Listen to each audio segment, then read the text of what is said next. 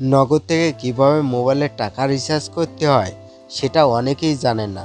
যারা জানেন না কিভাবে নগদ অ্যাকাউন্ট থেকে মোবাইলে টাকা রিচার্জ করতে হয় তাদের জন্য আজকের এই ভিডিওটি করা। তো চলুন ভিডিওটি শুরু করা যাক।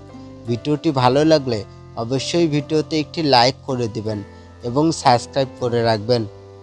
নগদ অ্যাকাউন্ট থেকে মোবাইলে টাকা রিচার্জ করার জন্য আপনার ফোনের ডায়াল প্যাডে চলে আসতে হবে। তারপর আপনাকে *167# এই কোডটি ডায়াল করতে হবে। এরপর কল অপশনের উপর ক্লিক করতে হবে। ক্লিক করার পর এরকম একটা মেনু চলে আসবে।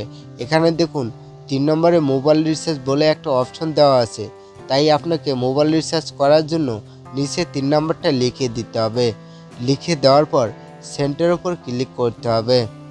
যারা এখনও পর্যন্ত ভিডিওতে লাইক করেন নাই তারা প্লিজ ভিডিওতে একটি লাইক করে দিবেন এবং সাবস্ক্রাইব করে রাখবেন।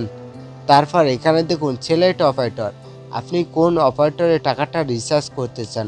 নিচে দেখুন 1 নম্বরে টেলিটক, তারপর 2 নম্বরে এয়ারটেল, 3 নম্বরে জিপি, 4 নম্বরে রবি, 5 নম্বরে বাংলালিংক। ওকে, আমি এখন গ্রামীণ সিমে টাকাটা রিচার্জ করব, তাই আমি নিচে 3 নম্বরটা লিখে দিলাম। তো আপনি যে অপারেটরে টাকাটা রিচার্জ করতে চান সেই অপারেটরটা কত নম্বরে আছে সেই নাম্বারটা এখানে লিখে দিবেন। লিখে দেওয়ার পর সেন্ডের উপর ক্লিক করবেন।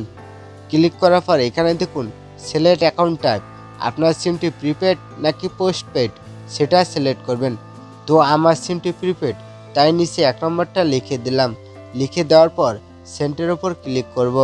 ক্লিক করার পর এখানে দেখুন ইন্টার মোবাইল নাম্বার, আপনি এখন যে নাম্বারে টাকাটা রিচার্জ করতে চান সেই নাম্বারটা এখানে লিখে দিবেন।